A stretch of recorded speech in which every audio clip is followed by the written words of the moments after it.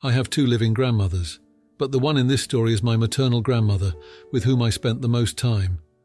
My grandmother has a difficult personality to deal with. She is someone who is very negative, who criticizes everything and everyone. Very grumpy. In my view, a way to protect herself emotionally. For people on the outside, it can be challenging to have a decent and peaceful conversation with her. However, the family generally knows how to deal with her. After my grandfather passed away, my grandmother lived alone for several years. However, she decided to buy a big house so she could live with one of her children. In this case, my mother. She didn't want to be alone. She wanted someone to take care of her and help when necessary. For this reason, it was agreed that we would all live together, but each family would have their own privacy. As the first few years pass, only a few small annoyances happen. However, as time goes by, the little things that used to bother her turn into heavier issues. It started by creating wrong ideas in her mind. Later, she even said that we were planning something bad against her. Everything she said were lies. It was all in her head. At one point, things were so out of control that I even thought she might have some type of mental illness that was affecting her. But she had nothing to indicate that. After more than a decade of living together, one day we received a letter at home saying that she was suing us. We were shocked. We would never have imagined that we would be sued by a family member. For some reason, this first process didn't progress. However, a few months passed and we received a lawsuit again, but this time she wanted to kick us out of the house. The person who initially wanted us there to take care of her was kicking us in the butt. This time things progressed and an agreement was found in court, and a deadline was set for us to leave that house. After we made the move, my parents promised themselves that they would never have any contact with her again because of what she did to us. And in fact, we did that for some time. But whenever I thought about her, I couldn't stay upset.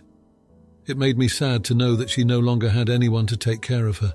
I still wanted to know if she needed any help. And that's what I decided to do. Whenever I went out and passed by her house, I stopped to talk to her, to see how she was doing, and to see if she needed anything. At first it was complicated, because she thought I was doing it to set her up. It wasn't my motivation at all. I've been doing this for some time, without my parents knowing. But one day I decided to talk to them. I wanted that somehow the relationship between them and my grandmother became smoother. Obviously, their first reaction was not one of pleasure. They understood that she needs someone to take care of her, but because of what she did, we shouldn't be the ones to do it. But as the remaining two children not only don't want anything to do with her, but also live far away from her, I didn't want her to be alone. As we are the only family that can take care of her, I wanted to continue to keep in touch with her. My parents think I should stop talking to her. She was the one who made the decision to be alone, so she has to suffer the consequences of her choices. I don't want to create problems, but I also don't want to leave her alone like an abandoned dog. Do you think I'm the jerk for continuing to keep in touch with her after what happened? This post didn't have any comments, so here's the update. 3 days ago, I made the decision to keep visiting my grandmother, despite my parents' wishes. They were adamant that we should cut ties with her after the lawsuit, but I couldn't shake the feeling that she needed someone. So I continued my visits, keeping them a secret from my parents. The first day after my last post, I went to see her as usual. She seemed more agitated than before, ranting about how the neighbors were conspiring against her. It was hard to follow her train of thought, but I did my best to calm her down. I made her some tea and checked if she had enough groceries. She did, but she complained that the food tasted strange and accused the store of tampering with it. I reassured her that wasn't the case, but she didn't seem convinced. On the second day, I found her in the garden, trying to fix a broken bird feeder.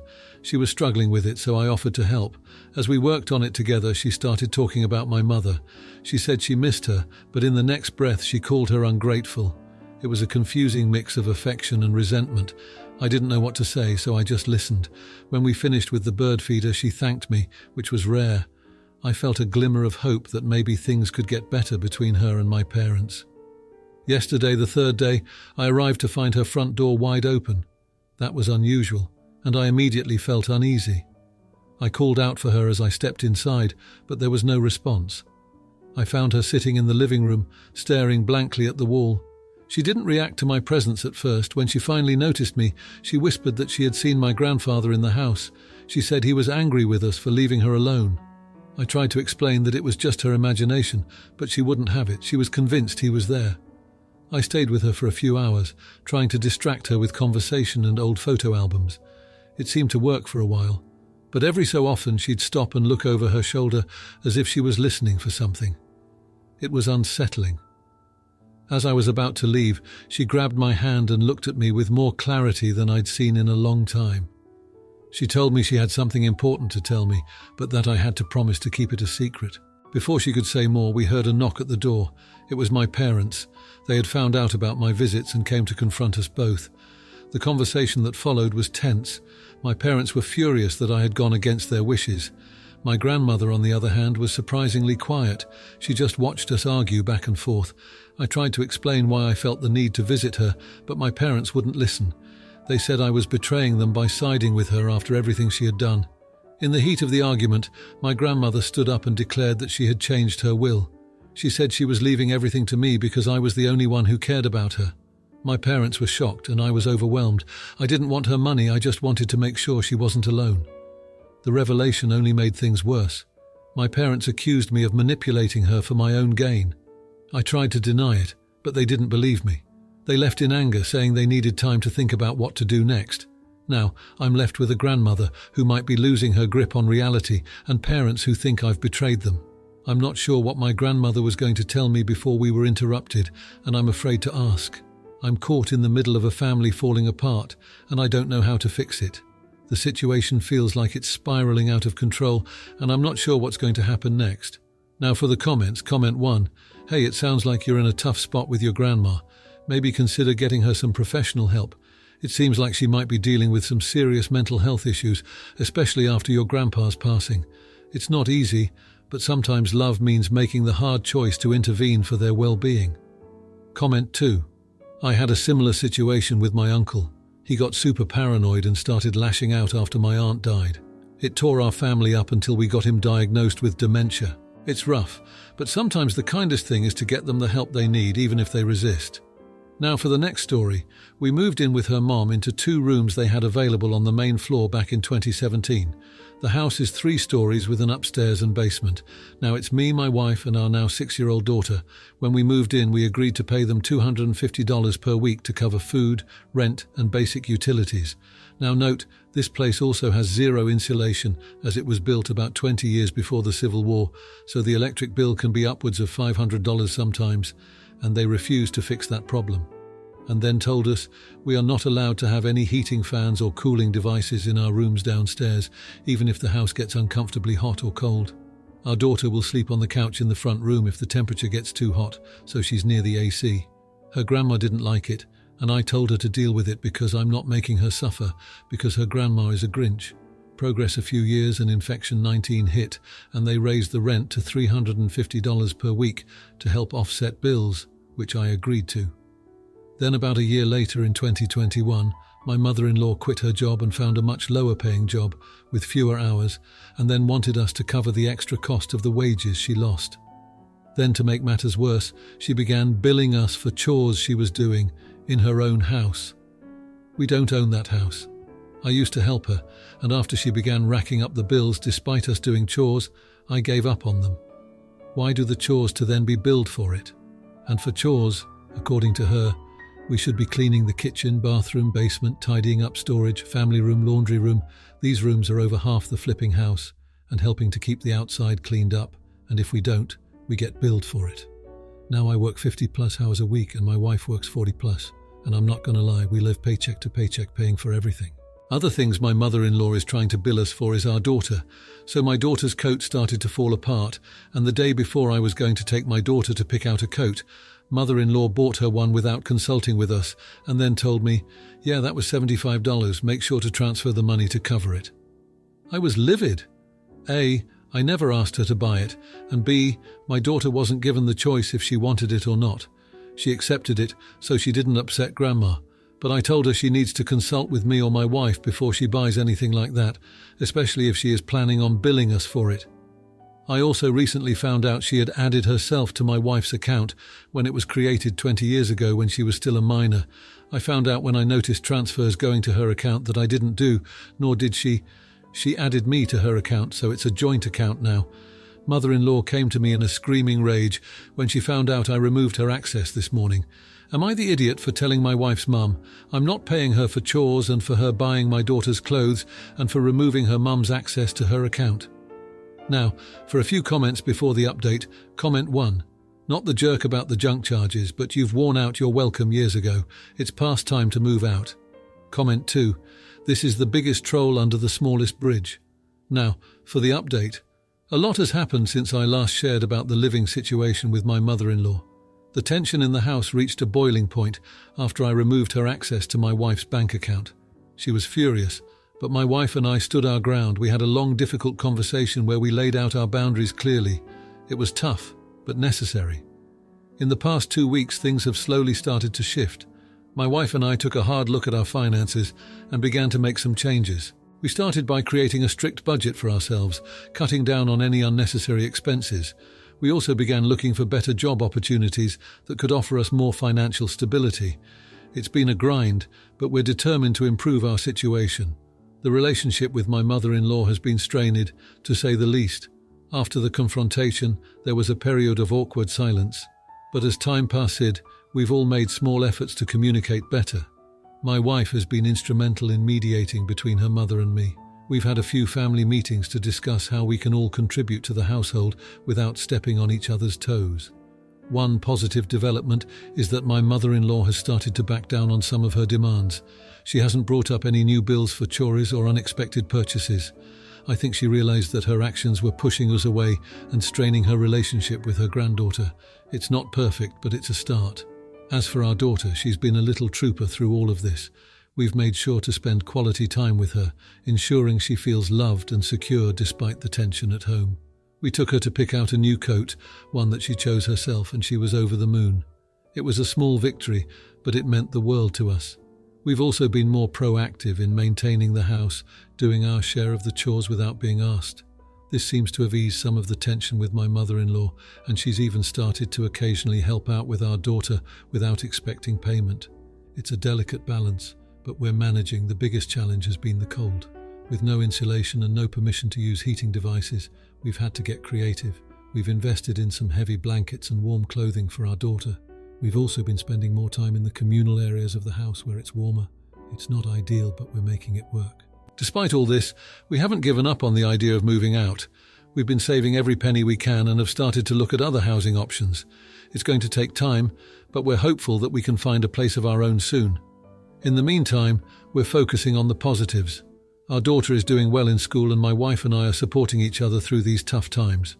We've also started to build a small support network with friends and extended family, which has been a great source of comfort. The situation at home is still challenging, but we're seeing small improvements. My mother-in-law has been less confrontational, and we're finding ways to coexist more peacefully. It's a slow process, but we're committed to making it work for the sake of our family. Looking ahead, we're cautiously optimistic. We're working hard to better our financial situation, and we're hopeful that with time, we'll be able to move into a place of our own. It's not going to be easy, but we're ready to face the challenges head on. With each passing day, we're taking small steps towards a brighter future for ourselves and our daughter.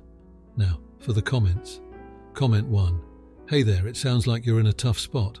Have you considered seeking legal advice regarding the unauthorized access to your bank account?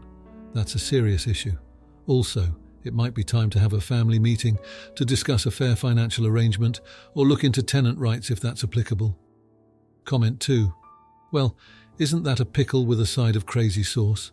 I'd say it's time to channel your inner financial ninja. Start stashing away some cash for an Escape the In-Law fund, and maybe gift her a calculator so she can tally up how much peace of mind costs. Now, for the next story. I, 22 years old female, have been in a very serious relationship with my boyfriend, 23 years old male, for over a year now. We both live with our parents due to various reasons. Our relationship has moved quite quickly, and we have been talking about getting a place together. For further background, my boyfriend does have Asperger's, considered a form of autism, but you wouldn't know unless he told you. This doesn't bother me, and I love my boyfriend regardless.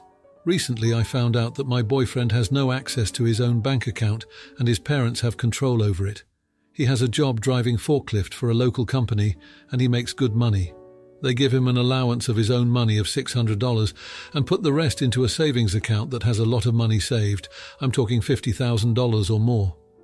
I did not know about the savings account until after we started dating. I'm dating my boyfriend for him, not his money. For the first few months of our relationship, I have tried to pay for things, but my boyfriend is very traditional and likes to pay, and eventually I just gave up. With the allowance, he is supposed to pay his rent to his parents, a loan he recently took out to get credit, and any other expenses that come up. Normally, I just let it go, but with Christmas coming up and my boyfriend also had to get his wisdom teeth removed as one was cracked, I've been having to foot all of the other expenses that have come up for the past few months, along with my own bills, my rent, pet bills, car payment, etc., and I don't make nearly as much as he does. This has been causing a lot of friction between us. I've had my boyfriend talk to his parents multiple times to get access to his account, but they claim he is too irresponsible. He even said he'd go to the bank to get access back, to which his dad replied, "Good luck," which makes me think either the savings account doesn't exist or he is not the primary account holder. I have told him, and he told his mother, that I will not be at Christmas with them until this matter is resolved, as I'm at my wit's end. And he has said that he will also not be attending if I am not attending. I did not ask him to do this. His mother also told him if he can't afford to live on his salary, then he should get another job, and then said they would discuss it more later. After I left, his mum also told him it isn't OP's concern how I run the family. At the beginning of our relationship, I did not concern myself with his money as I figured it would get better, but as we are trying to start a future together, I feel this is my concern as I plan for us to get a place together in 2024. I don't know what else to do as I have tried the nice route and it didn't work, and my boyfriend doesn't like confrontations. The only thing I can think of, which I think may make me the antagonist, is to tell her to give him access, and she will still be on the account, or we will have his check sent to my house until we can open a new bank account for him, and if needed, he will stay with me until further notice. So, would I be the antagonist? Now, for a few comments before the update. Comment 1. Not the jerk, but honestly, he's in his 20s. If he wants control of his bank account, he can just open one himself and deposit his money there. There's not a damn thing the parents can do about it. This makes it sound like he might have some serious dependency issues. Comment 2. Not the jerk. That doesn't sound legal. The only way he will ever learn responsibility is to have the opportunity to, and 23 is far too old for mummy to decide he's not ready. Let him go to the bank and start proceedings. Now, for the update. Thanks to everyone who read my last post. I wanted to share what's been happening since then. After I put my foot down about Christmas, things got a bit tense. My boyfriend was caught in the middle, and I could tell he was stressed. He didn't want to upset his parents, but he also didn't want to let me down. We had a long talk about it, and he agreed that he needed to take control of his finances, especially if we were going to build a life together. The next day, he went to the bank by himself. It turned out he was the primary account holder after all. His dad had been bluffing. My boyfriend was able to get information about his account and even set up a meeting with a financial advisor at the bank to talk about managing his money. He was pretty proud of himself for taking that step, and I was too. When he told his parents about the bank visit, they were furious. They accused him of being ungrateful and said he was making a huge mistake. But he stood his ground. He explained that he was an adult and needed to learn how to handle his own finances. It was a big moment for him, and I could see that he was starting to feel more confident. We decided to open a new bank account together, one that would be just for our future expenses. We planned to start saving for a down payment on a place. It felt good to be taking positive steps towards our future. Meanwhile, the tension over Christmas was still there. My boyfriend's parents were not happy that I was standing firm on not attending if the money issue wasn't resolved. But then something unexpected happened. My boyfriend's mom called me. She apologized for what she had said and admitted that she was just worried about her son. She explained that they had set up the savings account to help him in the future, but realized they had been too controlling. We had a heart-to-heart, and she agreed to start giving my boyfriend more control over his money. She even offered to help us look for places to live. It was a complete turnaround from where we had been just a few days before. Christmas ended up being more pleasant than I expected. My boyfriend's parents were more welcoming, and it was clear they were trying to make amends. My boyfriend and I talked about our plans for the future, and his parents even gave us some helpful advice. The issue with the wisdom teeth removal came up, and my boyfriend's parents offered to cover the cost as a way to make things right. It was a generous offer, and it took some of the financial pressure off us. As for the loan my boyfriend had taken out, we worked out a budget together to pay it off quickly. His parents were impressed with our plan and agreed to give him a bit more of his paycheck each month to help with the payments. It's been a tough few days, but I feel like we've come out stronger as a couple. My boyfriend is learning to stand up for himself, and I'm learning to be patient and supportive. We're both excited about the future and the possibility of getting our own place. Despite the challenges we've faced, I'm hopeful. We're working together towards our goals, and it feels like we're finally on the same page. It's going to take some time and effort, but I believe we can make it work. The road ahead looks promising, and I'm looking forward to what's to come. Now, for the comments. Comment 1. Hey, it sounds like a tough situation. Maybe you could help your boyfriend set up a meeting with a financial advisor. It could be a neutral way to show his parents he's serious about managing his own finances responsibly. Plus, it's a step towards independence for both of you. Comment 2. I had a similar issue with my partner's parents being too involved. It took a lot of communication, but eventually we found a balance. It's great that your boyfriend stood his ground. Keep supporting each other and things will work out. It did for us. If you liked this video, you'll probably like these too. Also, while you're here, please consider subscribing. It's your support that keeps this channel alive and allows me to make better and longer videos. Have a great day.